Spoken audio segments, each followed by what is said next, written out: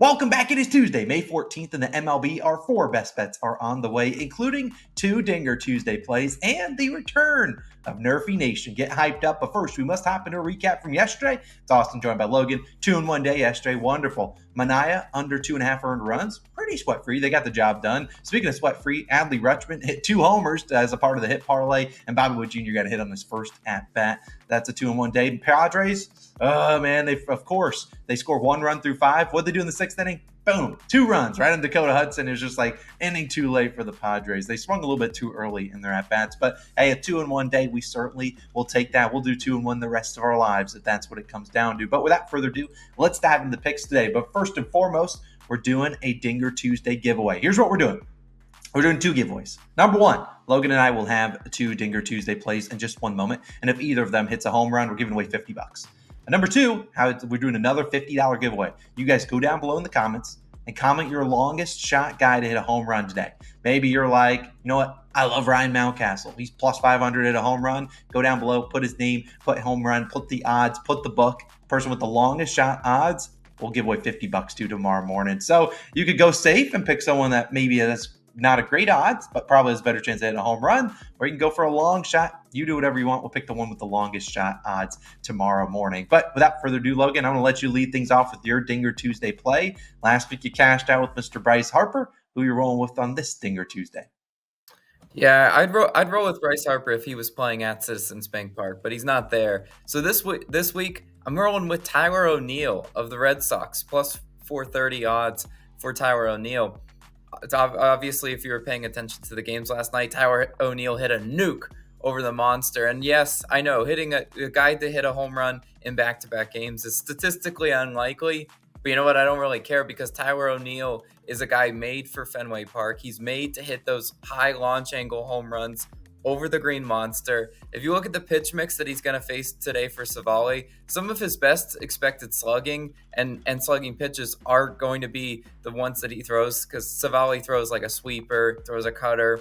Tyler O'Neill's been hitting those pitches really well. All it takes is one mistake pitch up and into Tyler O'Neill. He's going to pull right over the green monster. I love Tyler O'Neill to hit a home run today. But Austin, you got a rival to Tyler O'Neill. Who are you going with?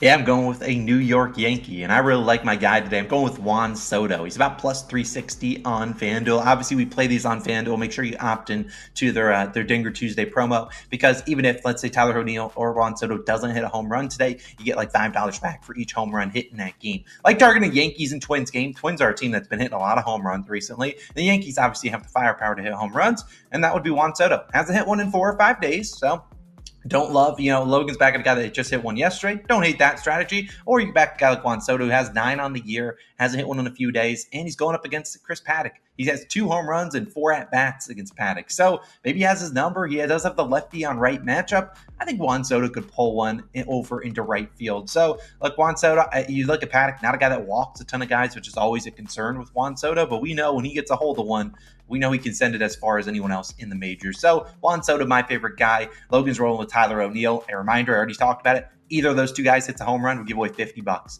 And then on top of that, regardless of either of our guys hits a home run, we're giving away $50 to the person with the longest odds down below in the comments. All you got to do is comment the name, the odds, and the what book you're taking it on. But hopefully you guys spoon feed some Dinger Tuesday plays down below. We're going to dive into our regular picks. I'm going to let Logan lead things off with the player prop of the day. Logan, who are we backing? Yeah, the Shamania was a great player prop win for us. Let's get hot on the props. I love Ronel Blanco of the Astros, over 17.5 outs, minus 110 odds on DraftKings. You look at Blanco. We rolled with him in his last start. 16.5 outline. He barely cashed the over. He got 17 on the dot in that one. And that was in Yankee Stadium. A pretty tough matchup actually for him. We kind of took a chance on that one. Today, he faces the Oakland Athletics. On the season, Blanco has a 2.23 ERA and a 1.02 whip. I love his numbers. I love how Blanco's been pitching this year. On the season, he's over this line in 5 of 7 games. The hit rate is there. His recent miss to this line specifically was what I just told you. He went 5 2/3 innings pitched, which would end on the hook, unfortunately, on the under. where he had a high pitch count and a lot working against him. Look, I watched his full start in that one. That was tough. He had a Mickey Mouse home run to right field, Yankee Stadium short porch, which had like a .050 expected batting average. He had an error. He had just a 13 pitch at bat to Rizzo. He had everything that could work against him in that game, and yet he still got 5 2/3 innings pitched. They're not afraid to leave him out there, and they're not afraid to tell Blanco, go out there, give us a solid 6 innings pitched, and we'll take it from there. You look at the Oakland Athletics; they're only hitting .212 against righties. They hit .212 against righties last year in Houston. I don't like the spot at all for them on the road in Houston. It's not a place they've historically been all that well. 3 of the last 5 righties have went 6 innings pitched against the A's. You look at the 2 misses in that stretch. 2 misses were Arrighetti spaghetti. He was never getting that. And Brian Wu got injured, so who knows really what would have happened there. But I really do like the right-handed pitching matchup we have for Blanco against the A's today. Blanco 74th percentile in barrel percentage, 71st percentile in hard hit percentage. He's missing bats enough, and when he is pitching sort of to contact, they are soft ground ball outs. He's 88th percentile in expected batting average at only a 195 expected batting average. You'll have to see that. That's how you survive late into these games. Now, does Blanco sometimes have a command problem where he walks a few guys? Yeah, he does. But the crazy thing about it is he's still efficient enough to get past those walks. You've seen his starts recently. He has a ton of walks in them, which is kind of crazy. He's flirting with danger, yet he still is efficient to get 6 innings pitched. With their bullpen still not entirely settled, I don't think this Astros team really wants to put their bullpen out earlier than they need to. They had to take it from the 6th inning yesterday with the bullpen. I don't think they want to take it today from the bullpen. I think they want a solid 6 innings pitched out of Ronel Blanco. If that is over 100 pitches, they'll leave him out there. I promise you that. Barring a ton of walks, he should be good today. I hope he is efficient to get it, that 6 innings pitch that we need. Ronel Blanco, go out and do your job. But Austin, you know what time it is. You know what time it is, baby. It's Nerfy Nation time. We need the rock music and we need the flags, baby. It's Nerfy Nation time. We haven't done a Nerfy in a hot minute, but when we find one we like, we take it. We're rooting for 6 quick and easy outs, the under in the first inning. We're going to dive into this one, and we really think we got a good one cooked up for y'all today. Let's dive into it real quick. The first one we're going with, Marlins and Tigers, no run first inning, -115 on BetMGM. Now, a couple books around the same line, -125. We play it to probably around -130, 135. That's as juiced as we would go for this one. Now, let's talk about Mr. Reese Olson, who will get the bump for the Tigers here today. We need 3 outs from him.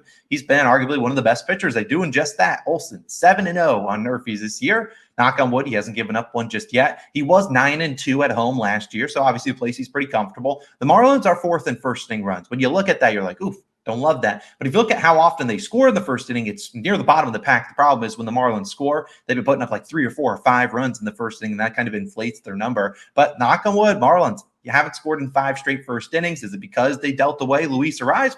Probably because he was always a potential leadoff double or a guy that just got on base and then was just if you get a guy on base, a leadoff walk or a hit, you probably have a good chance of scoring. So I think Reese Olson dials it in, gets us those first 3 outs against the Fish. Who's going to take it home for us in that first inning, Logan? Yeah, it's going to be Ryan Weathers starting for the Marlins. Ryan Weathers, normally not a guy I was looking to back on Nerfies historically, but this year the stats are there. He's 7-1 on Nerf. He's 4-1 on the road this year, and he was 8-2 on the road last year. He's a lot better Nerfy pitcher than I statistically realized. And you look at the Tigers, 14th in first inning runs. They're 24th in first inning runs at home, and the Tigers haven't scored in 5 straight first innings.